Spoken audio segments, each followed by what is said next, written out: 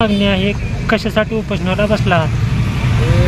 आज जी आम्ही उपोषणाला बसलेलो आहोत ते एक दिवसीय लाक्षणिक उपोषण आहे।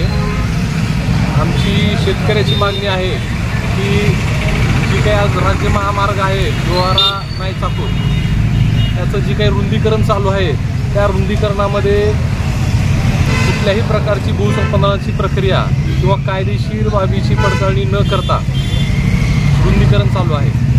ते शेतकऱ्यांच्या कुठलीही संमती न घेता त्यांच्यावर अन्याय करणारे आहे।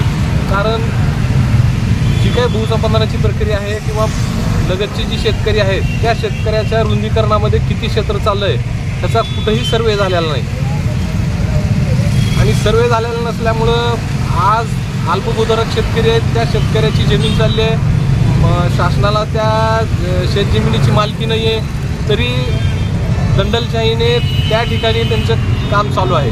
आम्ही त्यांना वेळोवेळी जे काही प्रतिनिधी आहेत त्यांना आम्ही मागणी केली कागदपत्रांची किंवा तुम्हाला ह्या जे काही रस्ता करताय तुम्ही राज्य महामार्ग आहे आम्ही शासनाला सहकार्य करू, पण तुम्ही सर्वे केलेला किंवा रुंदीकरण जे काही अस्तित्वात आहे म्हणताय त्याचा आम्हाला कागदोपत्री सर्वे केलेला पुरावा द्या। आज त्या रोडची कुठेही सर्वे नंबर नकाशा, गट नंबर नकाशा असेल किंवा गाव नकाशा असेल कुठेही त्याची नोंद नाही आहे, 7 बाऱ्यावर नोंद नाही आहे, भूम्याभिलेख कार्यालयामध्ये नोंद नाही आहे, कुठल्याही महसूल दप्तरी त्याची नोंद नाही आहे। मग हा रस्ता अस्तित्वात आला कसा?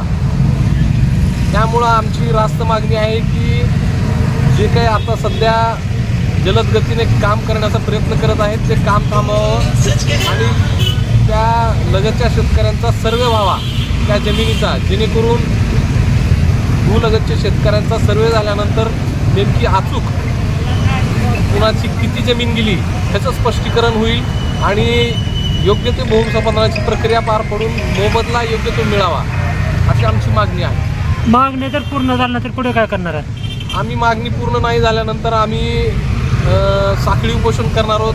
त्यानंतर जर आमची दखल शासनानं नाही घेतली तर त्याच्यानंतर आम्ही सामूहिक आत्मदहन करण्याचा सुद्धा प्रयत्न करणार आहोत आम्ही, कारण आमची मागणी रास्त आहे आणि योग्य आहे आणि ती पूर्ण व्हायला पाहिजे। चाकूर ते लोहारा रस्ता गेलेला आहे, शेतकऱ्याला न्याय मिळत नाही म्हणून प्रहार जनशक्ती पक्ष शेतकऱ्याला न्याय देण्यासाठी पाठिंबा देत आहे। शेतकऱ्याची जमिनी चालली आहेत रोडमध्ये आणि शासनाने त्या जमिनी मोजून दाखवावं, मोबदला द्यावं त्यासाठी आम्ही प्रहार जनशक्ती पक्षासाठी पाठिंबा देत आहे। शेतकऱ्याच्या मागण्या जर पूर्ण झाल्या नाही त्या तर प्रहारच्या वतीने काय आंदोलन करणार आहात का? शेतकऱ्याच्या मागण्या पूर्ण नाही झाल्या तर प्रहार संघटना आंदोलन करणार, शेतकऱ्याला साथ देणार, शेतकऱ्याबरोबर साथ देत राहणार।